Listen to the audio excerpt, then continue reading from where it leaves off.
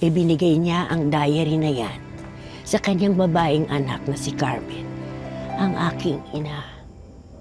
Ako ay pinangalanan naman niyang Carmina, habang ipinangalan ko naman sa iyong ina ay Carminia, at ikaw naman si Carmela.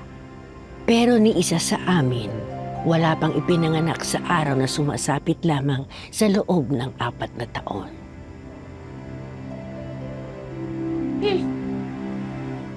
Kaya pala Carmela yung pangalan ko. Eh, ang kikay-kikay ko. Tapos napakasinaunang pangalan yung binigay sa akin.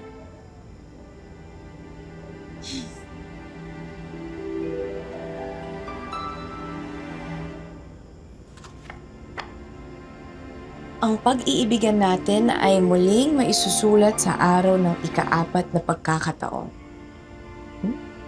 Nosebleed?